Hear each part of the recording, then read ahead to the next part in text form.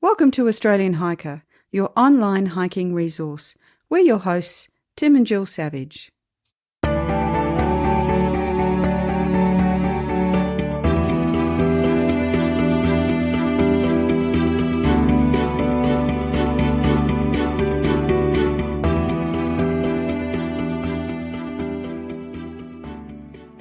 This is episode 119 of the Australian Hiker podcast, and in this week's episode we talked to Blair Woodcock from Queensland, who recently completed a through hike on the US-based John Muir Trail. This trail, which many backpackers say contains the finest mountain scenery in the United States, runs mostly in conjunction with the Pacific Crest Trail from Yosemite Valley to Mount Whitney in California.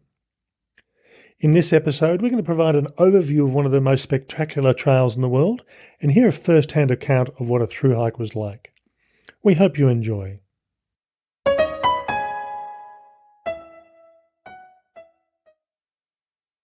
Now, before we go through and talk to Blair about his trip, the logistics and what he saw and how he found it, I'd just like to provide a bit of a brief overview of what the track was like itself. This trail is managed by the Pacific Crest Trail Association, and on their website, which we'll go through and provide a link of in the show notes, they say it's the land of the 13,000 and the 14,000 foot peaks, of lakes in the thousands, and of canyons and granite cliffs. This trail is 211 miles long, or 340 kilometres in metric, and runs in conjunction, as we had mentioned, mainly with the Pacific Crest Trail. Now, for most people, doing a trail the length of the Pacific Crest Trail, which in metric terms is around about 3,500 kilometres, is probably beyond most people's desires or availability of time. You know, most of the people that hike the Pacific Crest Trail are either just out of school or they're retired. There's not a huge demographic that sits in that middle where people are still working full-time or are trying to raise families. If you want to get a taste of what the Pacific Crest Trail is like, at least in a particular type of environment, then a 19, 20, 25-day length trip is certainly a bit more accessible and a bit more available to most people. The John Muir Trail visits some of the crown jewels of America's park system: Yosemite National Park, John Muir and Ansel Adams Wildernesses, Kings Canyon and Sequoia National Parks.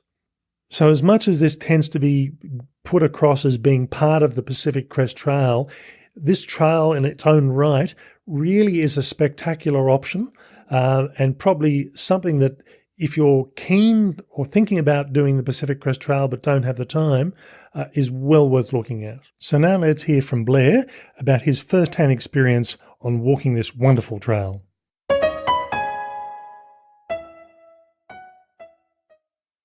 So now that we've provided a brief overview of the John Muir Trail, let's talk with Blair, who's recently completed a through hike on this amazing trail.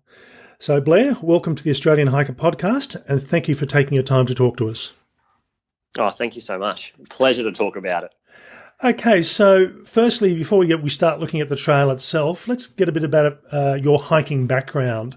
Have you done many long-distance hikes in the past, or are you an occasional hiker?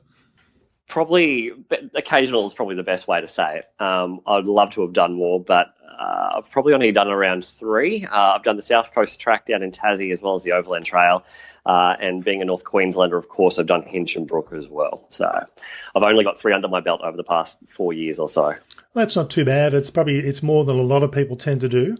And then there was John Muir Trail, which you've just completed only a week or so ago, I think, was it? Yeah, got off trail 3 weeks today, been back at home for 2 weeks, and still a serious case of post-trail depression, that's for sure. And look, the John Muir Trail, it was definitely the longest one I've done in distance, in time. It was my first solo hike. It was my first international hike, so I kicked off a lot of firsts for that one as well. All right, so that probably raises a question I hadn't thought of. Why solo hiking on this trail? And you, by the sound of it, you're doing group hikes on previous trails? Yeah, I've got a group of hiking buddies that we tend to do the others with. Look, and I guess that kind of leads into the fact that the John Muir Trail didn't kick off where I thought I was going to be in 2019. I wanted to do the Theodore Solomon Trail, which is a much lesser known, lower altitude, similar trail and similar distance and locations in America with a hiking buddy, but his leave didn't get approved. Mine did. So I thought to myself, I've still got the time approved. I'll chuck in a lottery to see how I go to get this JMT permit. Things came my way. I got a permit of one, and that's why it was a solo hike. Okay. I must admit, I'll have to have a look at the Theodore Solomon Trail. I haven't heard of that one. It's tiny, so it's on a Facebook group is the way I found it. Again, it's a lower altitude, so if anyone's got any altitude problems, this is the best option you can take.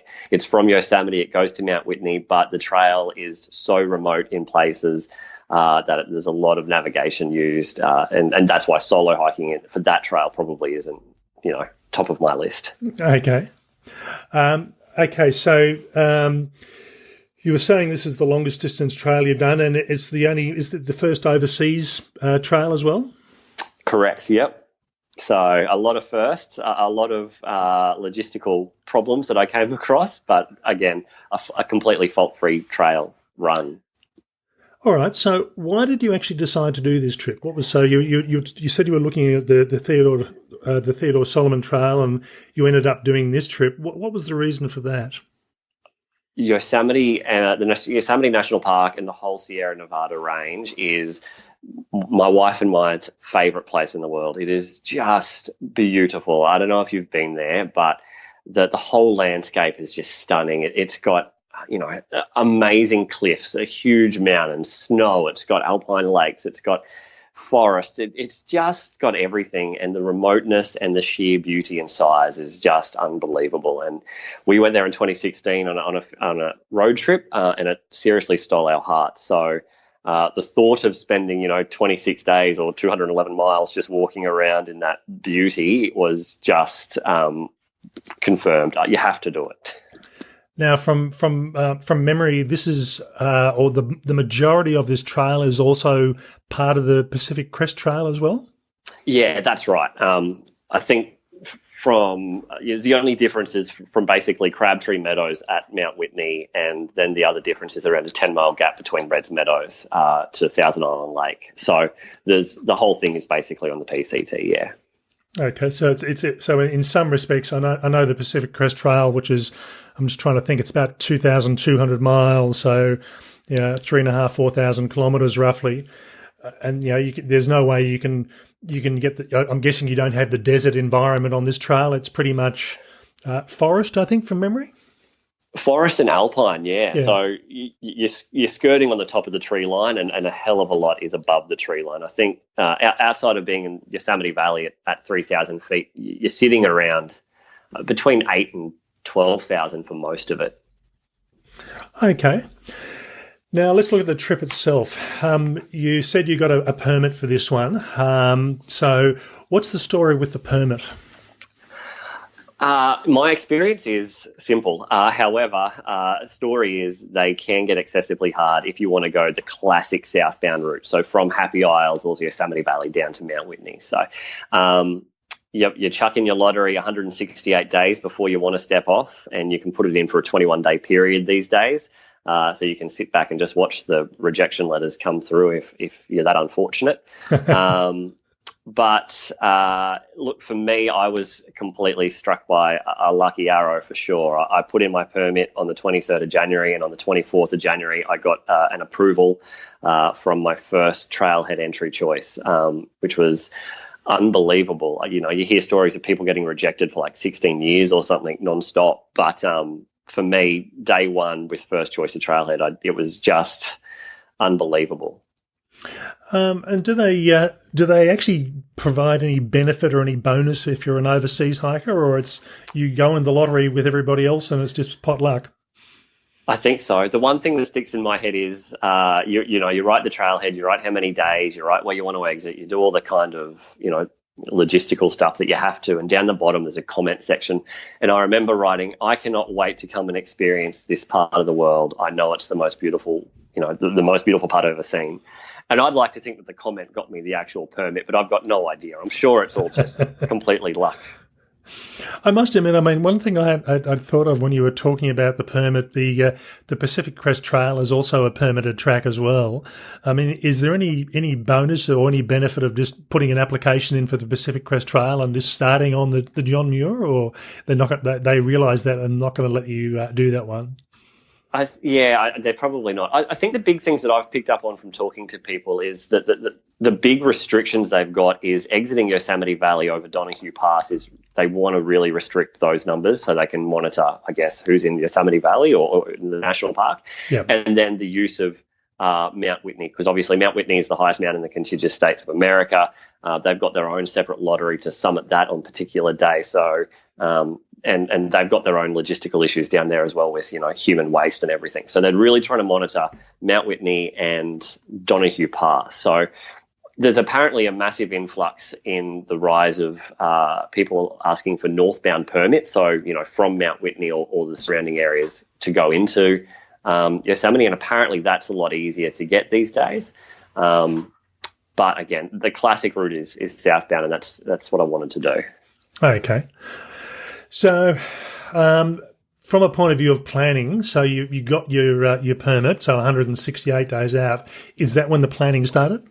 For me, yeah. I honestly didn't think I was going to get it. So, I hadn't put any thought into it, really, to be honest, until that came through. And as soon as that came through, it was game on, from training to logistics to working out how this is actually going to happen and if I was actually going to be able to complete it. So, what sort of distances did you plan on doing a day? I mean, did you plan on doing a particular distance, or it tended to vary a bit? Yeah, it tended to vary. I kind of did a lot of research using Facebook and all of these different blogs from people's past experiences, because I kind of wanted, I won't get an opportunity probably to do it in a complete JMT trail again. So I wanted to make sure that I could give myself the best experience. I was trying to find the best campsites, the best lakes, if there was any amazing side trips that you had to do. So my planned itinerary was based around the best campsites that I should go to and the distances to fit in between to get me to those places. Okay. Now, from a logistical point of view, You put a lottery in, and you were given a date. Was that your preferred date, and if so, why? Yeah. So my leave had been approved for a particular time, so that's why I put the date in to start at that on that date. But you put that 21. You've got a 21-day grace. So I'm terrible with numbers and dates here. So say you wanted to start on the 1st of July, then your permit would run until your lottery permit, would run until the 21st of July, and you could get any day in between. Again, we just chose July because of expected leave approval, to be honest. Yeah. That's the only time. We didn't want to go too late. We didn't want to go super early. And luckily with the snow levels this year as well, I'm really happy with the choice and the selection that I made because while it was a heavy snow year, it wasn't insane. It offered some challenging opportunities, and I think it created a little bit more excitement, to be honest. So you've given me some photos, which I'll put onto the show notes for people to have a look at. But you said it was a big snow year. How big was it as far as snow was concerned? 202%, they said. Yeah, it was so mind-blowingly scary before you left because, I mean, I'm sure everyone knows there's a lot of fear-mongering happening on Facebook, and when you talk about such an epic trip like the John Muir Trail, and everyone talks about ice axes and micro spikes versus crampons for days after days, and we see photos of some very brave PCTers going through Forester Pass first, where they were basically cutting the trail. Everyone was getting a little bit freaked out, including myself. But in the end, look, there was a lot of snow, absolutely. I can't even predict how much, how many miles or kilometres we walked over. I know everyone was saying on Muir Pass it was around 3 miles of it on either side. But there was snow on day 2 and there was snow on the last day. There was snow every day we saw. But to be honest, the more challenging thing and the more thing that people were stressed about was the snow melt and the high river crossings that we would have come across as well along the way. Yeah, must admit I hadn't thought about that. You think about the snow, but as soon as the snow melts, the water's got to go somewhere, and that's, in some respects, it's probably even worse when you're getting higher rivers pushing through. Yeah, and don't get me wrong, whenever we came across a PCT or someone else on the trail, that was the first question, what's the next river crossing like? Because I think everyone was a little bit concerned. I ran into some Aussie PCTs in Tuolumne Meadows on day 3, and they were kind of the assumption and belief that the high snowmelt had finished, like the peak of it had gone, and the rivers were started decreasing. But look, there was a lot of dangerous water crossings, but thankfully, there was either logs across the creeks or through gut hooks, the amazing app everyone uses. The social community was telling us about alternative crossings and safer places to go. So, look, river crossings were freezing; they were high, but with someone else by your side, which I always tried to find to do on the high ones, it was never extremely dangerous unless you weren't confident in crossing on a log. Just while we're talking about environmental conditions, you mentioned you're on a lot of high ridges in the past, and one of the things that we often tend to hear from an Australian perspective about the US is the issue with lightning strike on the top of ridges. Was that an issue that concerned you at all, or you're pretty lucky in that respect? Both, yes to those answers. Yes, it did concern me, and yes, I was lucky. So the Sierra Monsoon, as I was told about, is where you have these beautiful blue sky days, and then, for 3 or 4 days in a row, there's just a massive storm in the afternoon, and then it clears up again. That hit while I was on trail. It happened at Lake Marjorie. I was in my tent for 3 hours while just a general storm happened. The next day, it was a 4-hour hailstorm. And then the next morning I woke up, I was leaving Upper Rays Lake and going over Glen Pass. And I was solo this day. I didn't have anyone with me. And as I was climbing, the clouds started to regather. And this is like at 8:30 in the morning. I'm like, nah, it's just some cloud passing over. It'll be fine. And continue to trek up towards the top of the pass. And then all of a sudden this massive thunder rumble started and the clouds really started to get dark. And I'm like, this is not the best. So all I could do at that stage, I think I was at like 11,000 feet. I had another, 800 feet to go or 1,000 feet to go until the pass ridge. Put the blinkers on, just put the power on and tried to go as fast as I could over snow and rock scramble and snow and everything. But got over the pass before the storm hit, and I ran into a couple of people I'd met a couple of days previous in the next 2 days, and they were saying they got caught on the top. They got hailed on. They saw lightning strikes, a couple of meters away from the actual summit pass, and I was extremely thankful that I was able to get over before that hit. Yeah, I mean, so how long was the trip overall? I planned to do 26, but I did it in 22. Okay, so that's and is that a typical sort of time frame for this trip, or? Yeah, about 3 weeks is average. I mean, in that 22 days, I still had 2 zeros in there as well. So, average is about 3 weeks, I think they say. Okay, that's pretty good. So from a travel perspective, it's one thing when you're a US citizen doing this trip. You're coming from Australia. What was the travel process like to actually get to the start of the trip? Not as bad as getting out of the trip, to be honest. I would seriously recommend, if anyone's going to do it, you try and go southbound, because getting there is a lot easier than getting out. I flew into LA. I got a hire car, drove to Fresno, and then Yachts, which is the public travel system into Yosemite area, goes straight from Fresno to the valley. So it was really easy getting in. Coming out along the eastern coast of the eastern Sierra is probably a little bit challenging. It's just long, really. Once you get to Lone Pine, it's a 5 or 6 hour bus to Lancaster, then another 3 hour train journey into LA. So it's just tiring getting out of there and a lot of movement. But I mean, there's different alternatives. You could have traveled north and gone back through Yosemite if you drop your car there, or you could have gone back the complete same way. It just takes time. Or you could have flown out of Mammoth, a bus ride from Lone Pine up to Mammoth. So there's different options. But I just found getting into Yosemite a lot easier. All right. Yeah, it's interesting, I must admit, as much as I've heard about this trail, I've never actually thought about getting to and from it. You just think, okay, look, it's you fly into a fairly easy destination. You might have a short trip there, but it sounded like it was a bit more of that was probably some of the hardest part of the whole trip was actually getting to the start of the trip. Yeah, and for me personally, the most annoying part of it was because my plans changed. Like, I'd booked a hotel in Lone Pine. I'd sent all of my personal belongings from Yosemite to that hotel in Lone Pine, so I'd have some clean clothes and all other stuff at the end of the trail. But because my plans changed as well, I had to change all my hotel bookings. There was full hotels. I had to just throw everything out. So if anyone's going to do the JMT, it's probably a great idea that you actually get the email address of those locations that you're staying at the end on your InReach or a two-way communicator, so you can actually adjust your plans as you go. That was a huge failing or a learning on my behalf. And you were using an InReach a personal locator beacon / communicator? Absolutely. Yeah.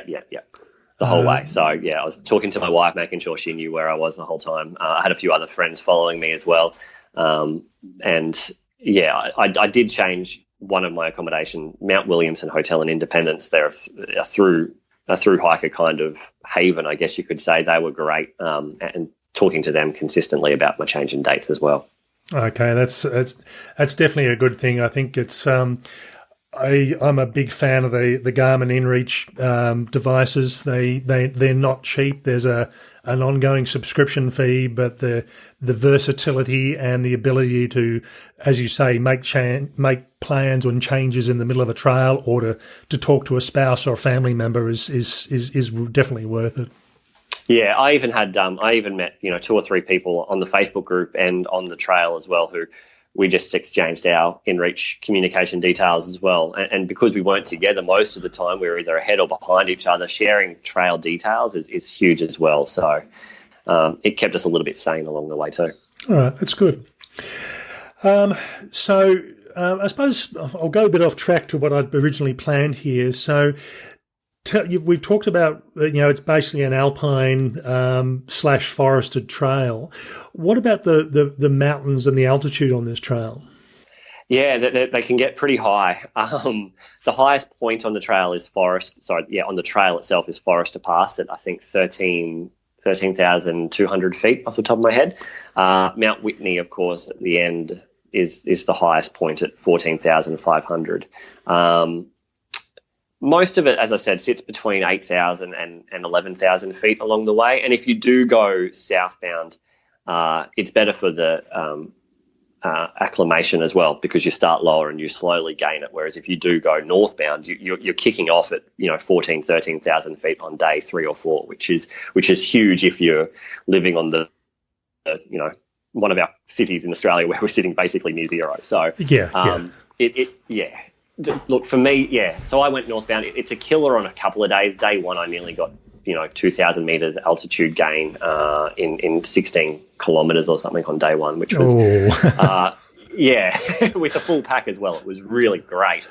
But what doesn't kill you makes you stronger, and to kick off day 1 like that, it really set a nice tone for it. But you always go up and you always go down every day. I remember there was at one point we were coming down from Lake Virginia it was, and you look down in this gully and there's a beautiful Tully Hole it's called, and you're going down your switchbacks, you're walking down, and all the time all you think is, I wish they just had a bridge, because right across that gully is exactly where you're going to have to climb straight back up. And it's a little mentally hurtful some days where you just know you're walking straight down and get straight back up again, but it's the scenery makes up for it.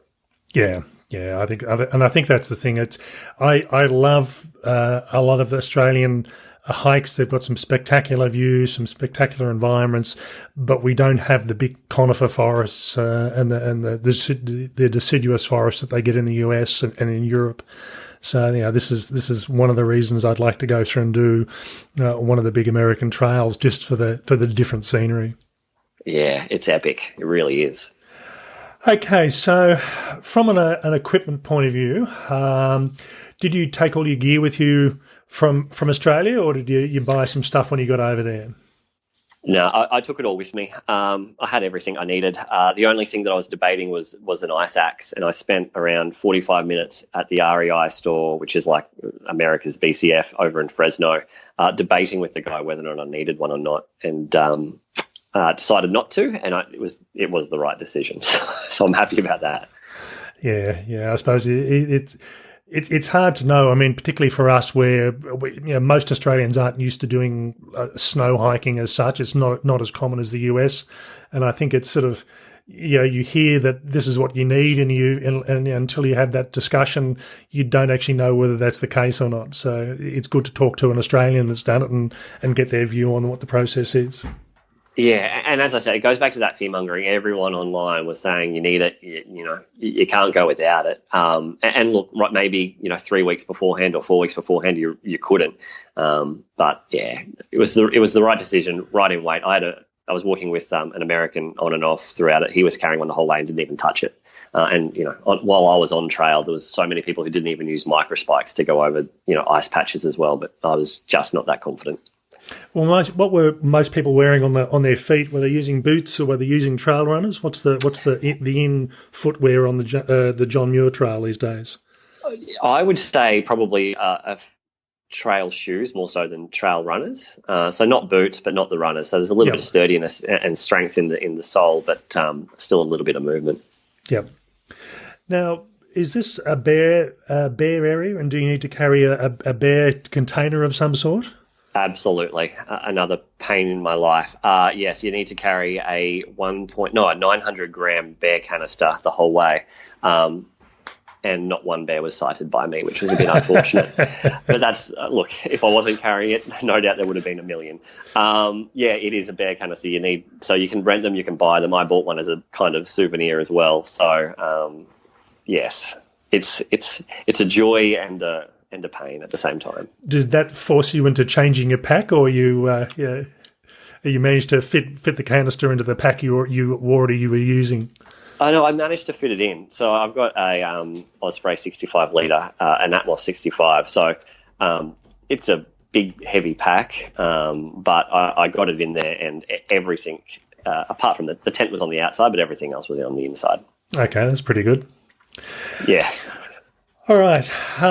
So were there any gear fails at all, or everything sort of seemed to work as you expected that it would do? Yeah, on the most part. I had a few little fails, but, my gaiters broke on week 2. I walked through the underfoot strap of that, but, you're walking on rocks and gravel and so forth. For that stage, it would have been, 150 200 kilometers or so. So, it's going to happen eventually. So that's fine.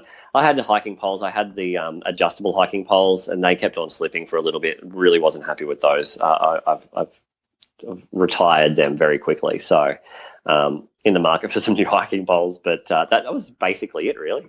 These were a twist lock, were they, as opposed to the flick lock style system? Or yeah, not well, Lecky speed locks, whatever they're called. They kept on slipping. I manually tightened them so tight that they became unadjustable, but at least they weren't slipping. Yeah. No, that's. I must admit, I like having something that physically locks in place. It's a bit harder to adjust, but I think it's once you put them in place, they don't go anywhere. Yeah. That mine led to only 2 nasty, not nasty, but 2 little slips, one across a river crossing and one on the snow. But there was no injuries, but that was definitely a sign that they were going to get thrown out. Now, take us through a typical day on the trail. Yep.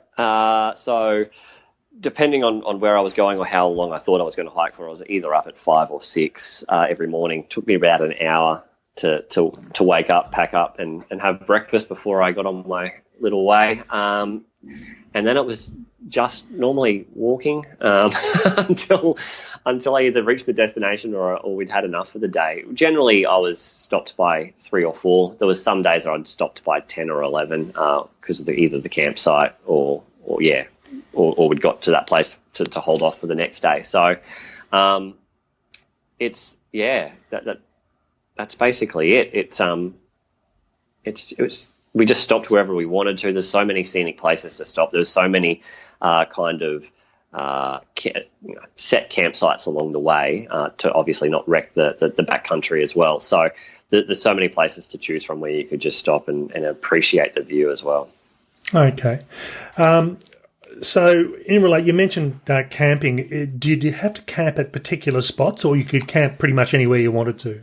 You could camp anywhere you wanted to. And, of course, they really advise to keep the leave no trace policy. So they do ask that you do try and keep to previous campsites or camp areas, which are not only marked on all the gut hooks, but Elizabeth Wenk's data book's got a whole list, and it's quite visible when you see them as well where they are. But apart from that, you literally can camp anywhere as long as it's away from the water, it's off the trail, and you're not camping on any undurable surfaces. Yeah, no, that's fair enough. It's sort of, I know with from what I understand of the Appalachian Trail, that in a lot of areas you must camp at the shelters. No shelters whatsoever, I guess. It's all campsites, but through the Gut Hooks app and through Elizabeth Wenk's data book, there is a plethora of existing campsites to be used. Obviously, with the leave no trace, they kind of say, camp in existing campsites or, durable surfaces. But the campsites along the way are so visible as well, and they're so plentiful and in great places as well. So no shelter, all in tent, all out in the open. A few people were cowboy camping as well. I didn't have the nerve to do that. A few mosquitoes and the temperature was too chilly for me, but there's plenty of people out there doing it. Actually, that while I think about that, that's something we haven't actually talked about. What were the temperatures like on the trip? During the day was beautiful. I never really checked, but I reckon it would have been, 28, 29 degrees tops with pure sunlight on most days. I reckon overnight it would have got down to single figures. I wouldn't say below freezing by any means, but, maybe 5 or 6. That's not too bad. It's sort of it's a bit hard to judge. I mean, particularly when you see mountains with snow on them, you think, okay, well, it's going to be cold. 5 to 6 is actually quite reasonable for considering you are in in that 13,000, 14,000 foot mountain range. So. Exactly right. I had issues with condensation in my tent maybe 2 or 3 nights, but most nights it wasn't too bad, to be honest. So it wouldn't have been too bad. And your tent was actually a single skin tent from memory, wasn't it? Yeah, it was a tarp tent. Yeah. That's always the thing. What you save on weight, you sort of pick up on condensation if the conditions don't go your way. So. Exactly right. Luckily, the days were mostly beautiful, so everything dried out okay anyway. On those few days, there was condensation. So what did you actually do food-wise for the trip? I used the 0 Day Resupplies company, that American online business where you go online, you set it up perfectly. They've obviously got their products online, so it's like Woolworths, I guess you could say. You go online, you pick your stuff, you tell them where to send it, and they ship it off. They're there, and this isn't an ad for them. I'm sorry if it sounds like it. No, that's fine. But they're super friendly, and the guy is a hiker who runs it, and his name's Spartan, or that's his trail name, and he'll help you with personalised information over email as well. He was a godsend for me, promised me there wouldn't be any issues, and there wasn't. The food was as you'd expect, dehydrated or oatmeal or peanut butter tortillas. The only weird thing I found was, because it is American, I had to kind of decipher what their products were and what they did. Whereas, they got a brand of electrolytes called Noon, and I had no idea what that was. So you just have to kind of hope and pray that it does the same thing and so forth. But yeah, they send it to everywhere you want. Resupply options are pretty nice on the JMT, depending on how much food you do want to carry.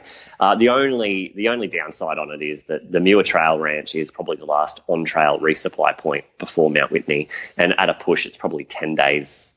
Most people take around 10 days between the two, and that's a lot of food to shove into those bare canisters, especially if you're from Australia and have never tried to pack one before too.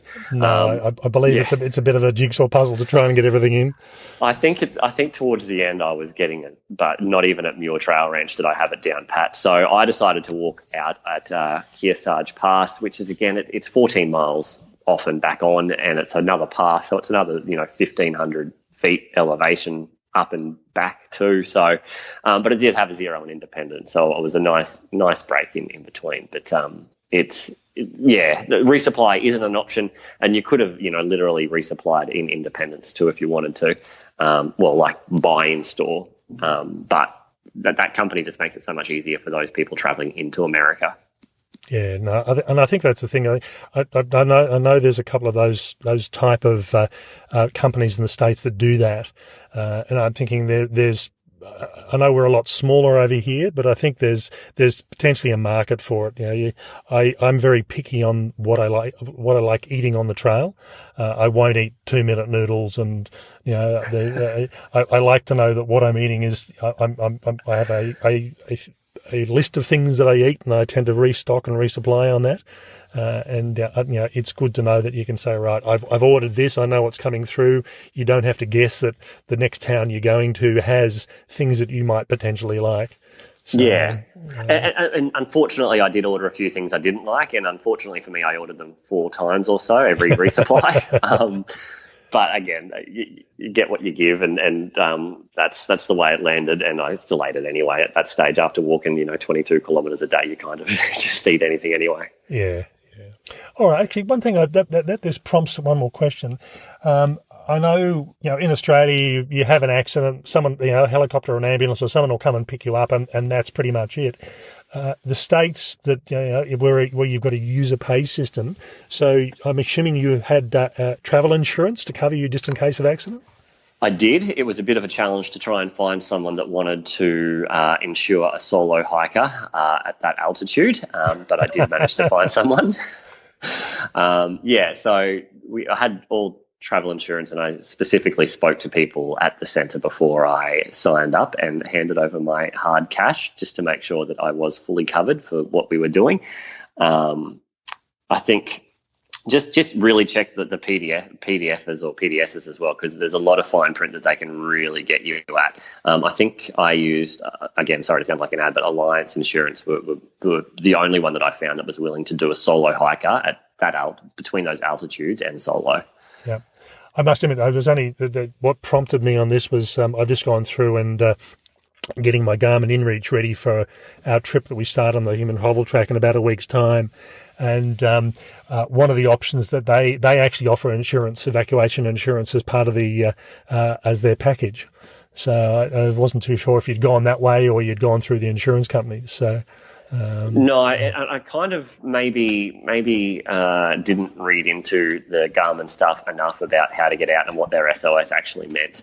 But luckily it wasn't needed. There was a few, once I got off trail, I heard of 2 people who were rescued while we were on trail, and still to the day, just looking at the John Muir Trail Hiking Group on the Facebook page as well, there's been another 1 or 2 since. And luckily they haven't been massive injuries or incidences, but they've definitely, the search and rescue have definitely come to the rescue to help. On to the trip itself, what were the highlights of the trip? Oh, there were so many. First one was the first day I stepped off. I remember I was just so pumped and excited, and it would that moment of walking out of my campsite at Yosemite will always stay in my mind. Again, as I said at the start, it was my first solo, my longest hike, my first international hike. I'd planned so much for this, so I'd basically dedicated the last 6 months of my life to it. So to step off was one of the big highlights, and likewise finishing it, the sense of accomplishment at that end of that journey was just huge.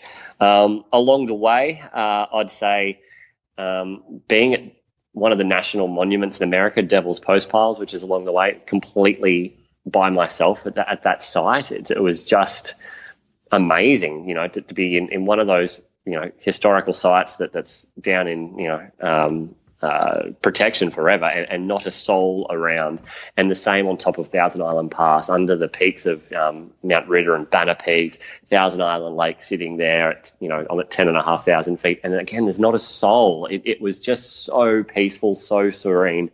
It was just a beautiful moment on the trail for me. So on that basis, as you say, this is you're talking about the national monuments, which for want of a better term is, it sort of falls into the American Reserve category. Why weren't there many people around? Was it the time of the year or the time of the week, or? I was there at 8 a.m. in the morning. I don't even know what day of the week it was off the top of my head.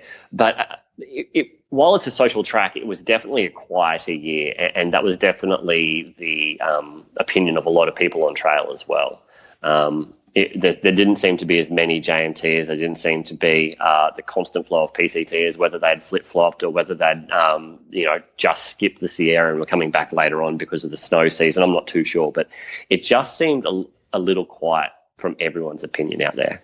I suppose, as you say, if the snowpack was or the snow conditions were 202% of the norm, people were probably thinking, "Oh, we'll do something else this year and skip it." But by the sound of it, I think you took the chance and it paid off. Yeah, absolutely. I'm so glad I did. All right, and what you were saying earlier on? It was Alpine Scenery and large forests. What were you actually seeing? Yeah, probably not so much redwoods. Definitely sequoias or whatever they are. Amazing old trees that are there. There was a few fern forests we went through. A lot of rocky alpine tops, and then amazing meadows as well. Just massive meadow creeks and a lot of sludgy water as well as the snow melt was continuing.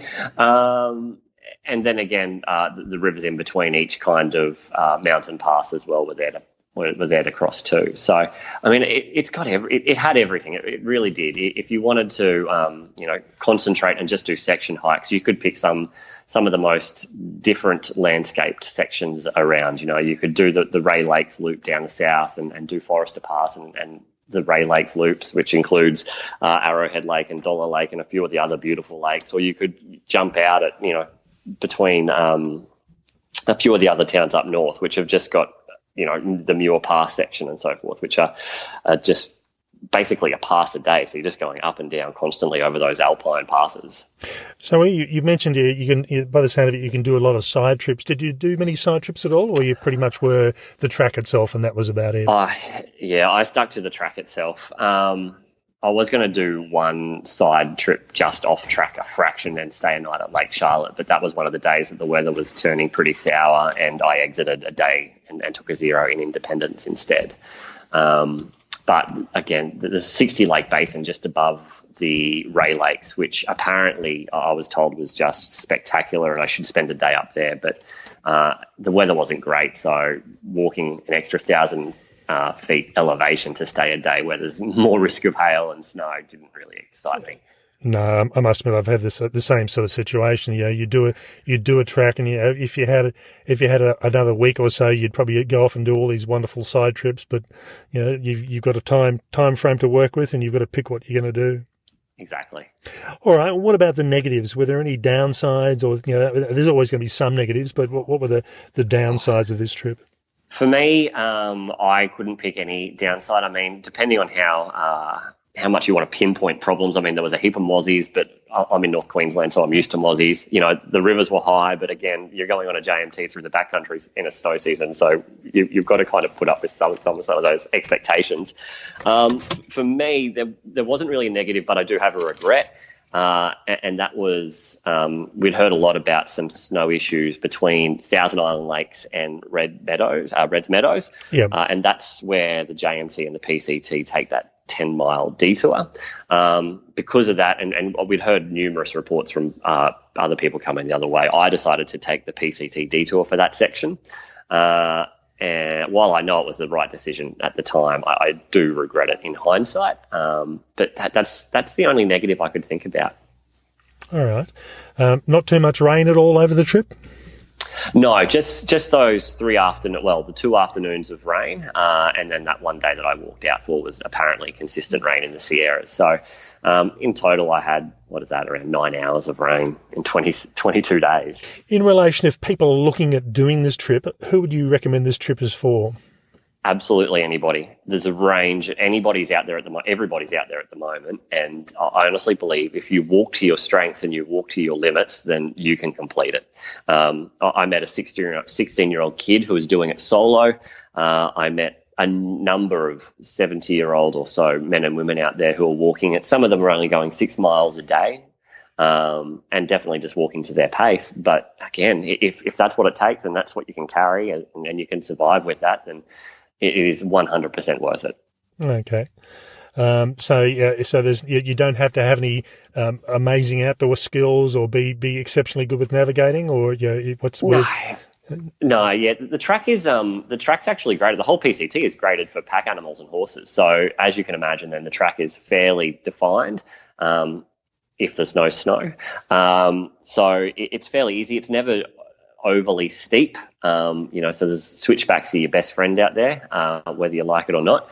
I honestly believe, if you've got the physical ability to do it, and you can carry your pack with the weight, then it's a great track to do. And even if you section hike it, I know that's a long way to go just to section hike it, but even if you just do half of it or a quarter or a third or whatever, there's plenty of bailout options along the way. Okay, so in other words, if you only have a week, you can pick where you want to go and just do the week, and that's it then. Absolutely. And I suppose a question which I hadn't actually thought of, but would you do it again if? And I know there's a lot of other tracks you probably want to do, but if you had the opportunity, would you do it again? 110%. I'm already trying to convince the wife to come and do a section hike with me in a few years. Okay, so now we've gone through and talked about this trip. What final thoughts would you like to give our listeners about this trail? Yep, easy done. First of all is train for it. I am so happy that I pushed myself through that 6 months to train, because I think if you put yourself in that right physical space, then you can just actually enjoy the actual hike, because it is intense. It really is demanding. There's ups, there's downs consistently. So I survived without a blister, without any chafing, where people were exiting because they had so many different ranges of injury. So train for it is my first tip of advice. Secondly, depending on the year you go, obviously the conditions are going to change. But if you're a member of, the JMT Facebook pages or one of those Facebook groups out there, pick someone that you can trust and talk to them. Don't get put off by the fear mongering that's out there.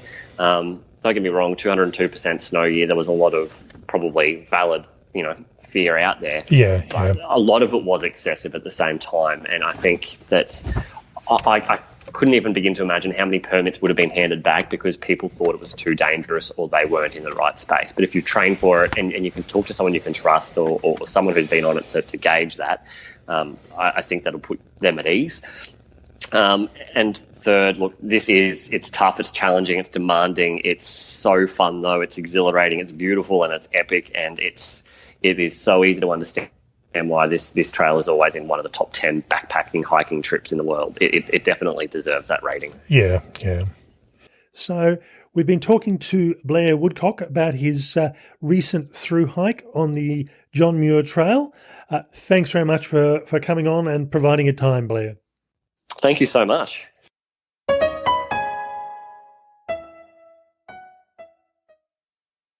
Okay, so that was Blair Woodcock just talking about his recent through hike on the John Muir Trail in the United States. For me, one of the reasons that I was interested in talking to Blair was that I've had a particular interest in hiking the Pacific Crest Trail, and in large part the John Muir Trail pretty much is a section of the Pacific Crest Trail with a few small pieces that are different. So it was good to hear his view on what is considered, as he said in the interview, one of the top 10 hiking destinations or hiking trails in the world. I think for a lot of people, things like the Pacific Crest Trail at roughly 3,500 kilometres is a hard ask for most people. You really do have to commit a fair amount of time. But to get a taste by doing a trail that will take you roughly 3 weeks, approximately to go through and do, is a good option and a good alternative. And it really is, listening to Blair and looking at all the blogs and posts that I've read over the years of the John Muir Trail, this is a trail that's well worth adding to people's bucket lists. Yeah, I think so too. I mean, it is a challenge, but it's one of the spectacular trails in the US. So definitely will attract a lot of interest from our listeners. And I think for me, as he was talking, there were all sorts of different aspects that came out, and Tim and I were sort of comparing the things that stuck out for each of us, and we found that they were actually quite different. So, the things that stuck out for me were sharing your InReach Garmin details with fellow hikers. I thought, well, that was pretty smart. I never thought about doing that, but yeah, how clever that is. And yeah, I must admit, we do use a Garmin InReach, and from our perspective, we tend to think about it as being, it's an emergency device. It's a way of letting family know you're okay. But I just hadn't thought about using it to contact other hikers that you may be on the trail with. It just makes so much sense. Yeah, and just to find out, what was ahead or what was behind. I mean, yeah, it does definitely, particularly for, those long hikes where, you could be impacted by all sorts of things. I was interested to hear about the absence of bears. I always think that that's the thing that concerns me most about hiking in the US, and I think he was a bit disappointed that he didn't see one, bizarrely. And the other thing that really stuck out for me was some of the logistics around doing a trip like this, and particularly getting out, getting back to where he was able to then, fly out of the US, and the challenges and the time it took to do that. A couple of other things that sort of came up for me that I thought were quite interesting. We talked about the insurance issue, and certainly we have it pretty lucky in Australia. You injure yourself on a trail, as long as you can get contact with emergency services by some means, whether it be by phone or personal locator beacon or something like the Garmin InReach, someone will come and collect you, and basically the bill is paid, at least from an evacuation point of view. In the States, it is very much a user-pays system. I would strongly recommend that if you are hiking in the USA, you have insurance. It is too big a risk not to, because you hear horror stories of people being evacuated and owing $100,000 in fees. So you're crazy if you don't. So it's a consideration that we typically don't tend to think of in Australia when we go hiking, but something that we do anytime we go overseas, and certainly in America, it's a definite thing you need to sort of keep in mind. The other things that Blair talked about that I thought were quite good, we talked about Cowboy Camping. He mentioned that, and that's basically when you go through and you're just lying or sleeping on the ground. You might have a ground sheet underneath you, but no tent or no shelter. I think for me, just because of some of the areas I hike in, there's too much insect life and spider life and everything else that's around the place that I like having that fly mesh just to provide a bit of shelter and protection. But certainly if the climate is good enough and the conditions and the weather is good enough, cowboy camping is an option as well. Blair talked about the type of shoes that he was wearing, and he was using hiking shoes as opposed to boots or trail runners.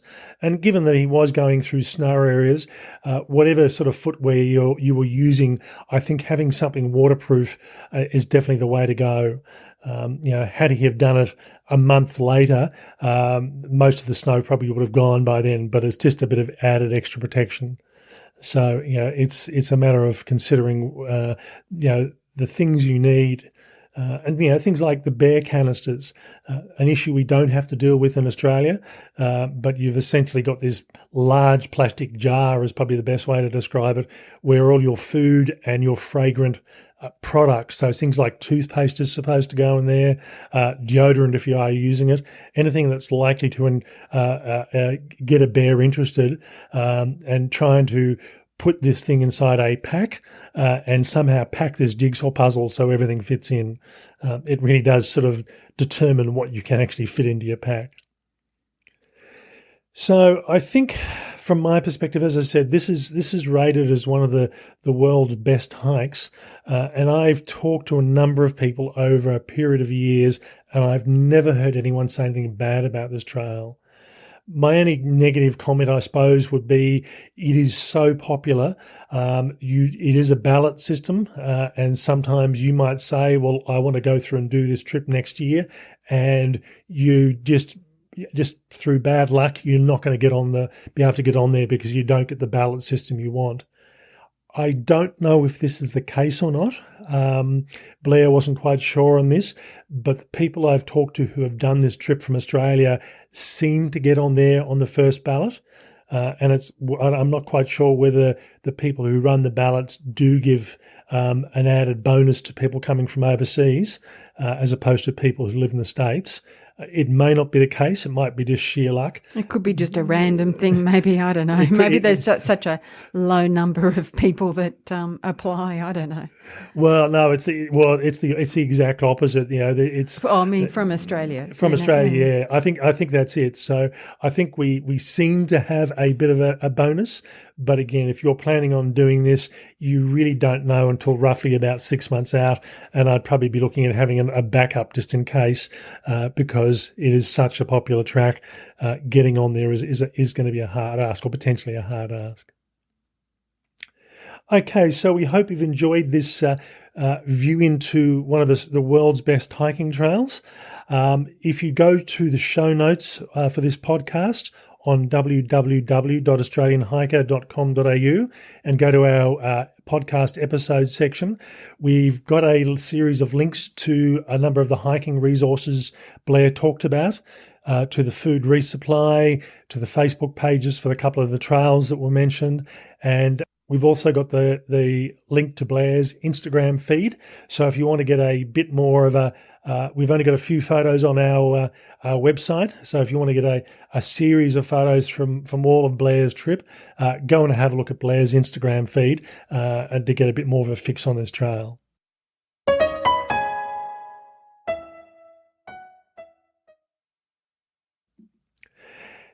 Next week's episode, we're going to be looking at how to choose a camping site. Something that a lot of people tend to take for granted once they have a fair bit of experience. But for newer hikers, you tend to make a few mistakes and you learn very quickly what a good camping site and what a bad camping site is. But hopefully we'll be able to make this a bit easier for you and minimise the bad experiences. That will take me back to my childhood days of camping with my father and what he used to go through to choose a site. I'm not sure it was all necessary, but hey. All right. So we hope you've enjoyed this episode. That's all from me. Bye for now. And bye from me.